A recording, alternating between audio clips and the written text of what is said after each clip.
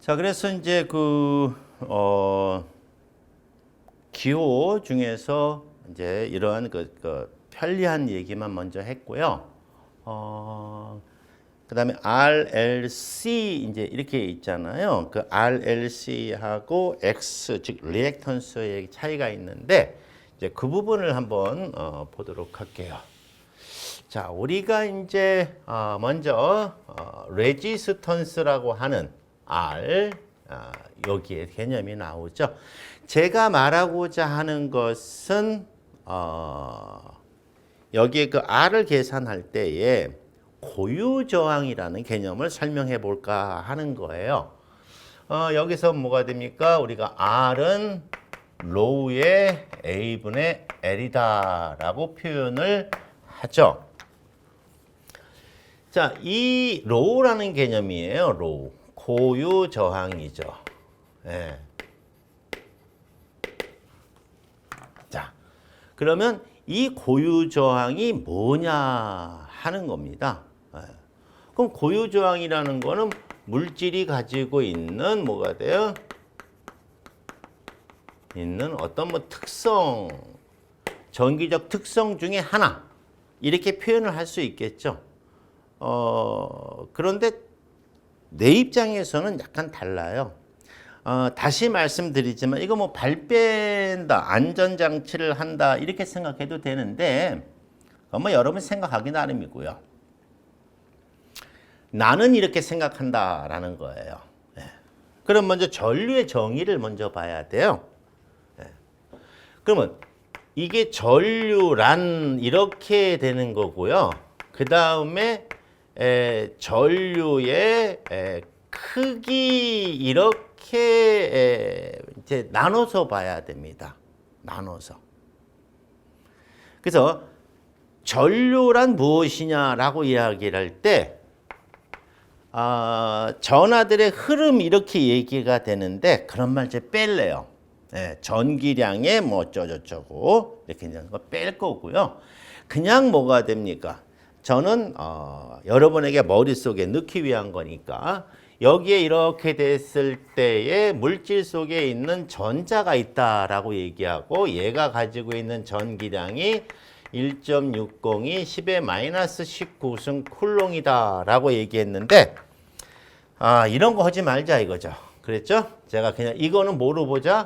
에이, 우리가 무슨 전자 개수 셀 거 아니니까 이거 그냥 다 뭐가 돼? 1쿨롱이라고 하자.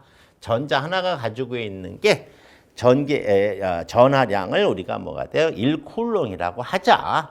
라고 한 거예요. 1쿨롱이라고 하자. 자, 그러면 전류라는 건 뭐냐 하면은요. 전류라고 하는 건 전자들입니다. 전자들이 한쪽 방향으로 한 방향으로 이렇게 하는 게 좋아요. 그래서 한 방향으로 같은 방향이죠. 같은 방향이란 뜻이에요. 방향으로 흐르는 현상을 우리는 뭐가 돼요? 전류가 흐른다. 이렇게 하셔도 돼요. 어차피 전자가 전기량이라고 하는 이 1쿨롱이라고 하는, 원래는 이거 없이지만 이거로 한다고 그랬죠? 1쿨롱이라고 하는 거를 전기량을 가지고 있는 거니까 그냥 이렇게 생각하셔도 돼요. 자, 그러면 자연 상태에서는 어떻게 되느냐 하는 거예요. 그러면 자연 상태는 이렇게 있을 때 전자들이 이렇게 있을 것 같은 느낌이 들어요. 왜냐하면 자, 여기 전자가 이렇게 있잖아요. 4개가 있다고 한번 쳐봐요. 4개가 있다. 그럼 전자는 가만히 있을까요? 움직일까요? 움직여요. 왜 그러냐 하면은 말 자체도 자유전자지만 자, 핵이 있고 그 주위에 전자가 돌아가는 궤도가 있다고 해요. 근데 여기서 핵은 뭐가 돼요? 플러스 마이너스로 따지면 뭐에 해당이 되나요? 플러스에 해당이 돼요. 그러면 전자는 뭐에 해당이 돼요? 마이너스에 해당이 되죠. 그러면 당연히 플러스하고 마이너스는 서로 잡아다녀야 되잖아요. 근데 잡아당기는데 어떻게 돼요? 들러붙지 않죠. 그럼 잡아당기는데 들러붙지 않으려면 뭐가 돼요? 잡아당기는 그 힘을 상쇄시키는 또 하나의 반대 벡터가 있어야 되잖아요. 그러면 여기는 뭐가 돼요? 이렇게 잡아당기려고 하는 여기 F가 존재하겠죠. 쿨롱력이 K에 R 자승에 뭐 이렇게 나오겠죠. 뭐 Q1, Q2. 그러면 이거를 이게 이 힘만 작용하고 들러붙어야 되거든. 근데 이게 상쇄가 되려면 얘가 바깥으로 나가서 이게 상쇄가 돼야 돼. 그럼 얘는 돌아야 되죠. 돌아야 뭐가 나와요? 원심력이 나오니까. 그래서 움직이게 된 거예요. 제 생각은 그래요. 그러면 얘가 움직일 때 어느 방향으로 움직일 거냐 하는 거죠. 그럼 얘가 움직이는 요 힘을 얘가 갖고 있는 그러니까 같이 근데 얘가 자연 상태는 얘가 일로 가잖아요. 그럼 얘가 일로 가요. 예, 얘가 일로 간다 이거예요. 그럼 얘는 일로 가요. 그래서 이 네 개를 다 뭐가 됩니까? 합해 보면 결국 뭐가 나와요? 2에 대한 요 전자함은 0이 된다는 뜻이에요. 그러면 전자가 움직이지만 뭐가 됩니까? 전류는 아니죠. 왜냐하면 무슨 방향으로 가야 되니까 같은 방향으로 가야 되기 때문에. 그럼 같은 방향으로 가지 않으니까 얘네들은 전류가 아니죠. 그럼 전류가 된 얘네들은 전류야 라고 얘기하려면 같은 방향으로 가줘야 되죠. 그럼 같은 방향으로 가려면 어떻게 해야 돼요? 뭐 간단하죠. 여기다가는 뭐가 됩니까? 마이너스 전화를 하나 갖다 놓는 거죠. 그럼 여기는 둘 사이에 뭐가 나타나겠어요? 서로 밀치는 반발력이 나타나겠죠.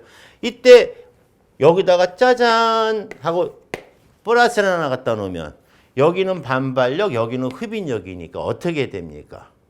당연히 이동을 하겠죠. 그런데 중요한 게 여기서 나와요. 여기서. 자, 얘가 이동을 한단 말이에요. 이동을 이렇게 하니까 얘도 이렇게 하고 얘도 일로 가고 얘도 일로 가죠. 그러니까 지금 현재 여기는 전자들은 지금 방향이 이렇게 가고 있으니까 전자들이 같은 방향으로 흐르고 있으니까 우리는 이거를 뭐라고 한다? 전류가 흐른다라고 이야기를 하는 거죠. 그런데 포인트는 뭐냐 하면 자연 상태는 이 방향이 아니라는 거예요. 자기들의 원래의 방향이 따로 있다는 거죠. 이거는 인위적인 방향이잖아요. 예. 이때 이렇게 전자를 인위적으로 가게끔 해주는 이 힘을 우리는 뭐가 돼? 전기적 압력이다 해서 전압이라고 하는 거거든요. 그러니까 얘네들은 가도 그냥 가는 게 아니에요. 이 성질을 그대로 얘 같은 경우는 뭐가 돼? 끌려는 가지만 난 일로 가야 되는데 하면서 끌려가는 거죠. 그래서 자기의 그 물질적 특성을 유지를 하지만 워낙 이 힘이 강하니까 끌려가는 거잖아요. 이때 이 힘을 우리가 자기의 원래의 물질적 특성을 유지하려고 하는 요 힘을 우리가 고유저항이다라고 생각하시면 되고요. 이게 우리가 로우로 표기를 하는 것이다. 그런 이야기입니다. 그러니까 저항이 크다, 저항이 적다라는 말의 의미에 고유저항이 크다, 고유저항이 적다라는 말의 의미는 고집이 세다, 고집이 약하다 이렇게 표현이 되는 거예요. 네. 그래서 근본적으로 여기에 요거가 되는 거고요.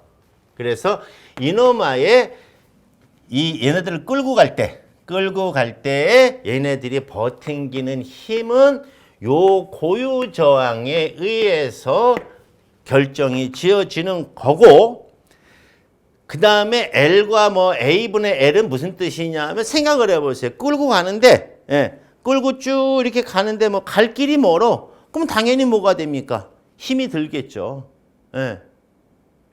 그래서 그 다음에는 여기에 만약에 끌고 가야 되는 길이가 길면 길수록 여기서부터 여기까지 간다.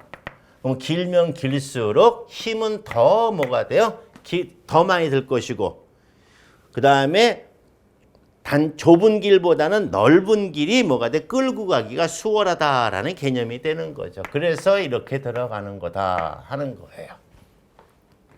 그래서 우리가 어떤 물질을 볼 때 그 물질의 저항값이 얼마냐라고 하는 것을 계산할 때는 가장 우선적으로 그 물질의 고유 저항값이 얼마를 갖고 있느냐 이걸 먼저 보시는 거고, 그리고 난 다음에 같은 물질일 때 생각을 해보세요. 여기에 같은 물질일 때 여기 있는 이 전자를 이렇게 이 말썽뱅이는 얘를 여기서 이만큼 끌고 오는 거하고 여기서 이만큼 끌고 가는 거는 뭐가 돼요?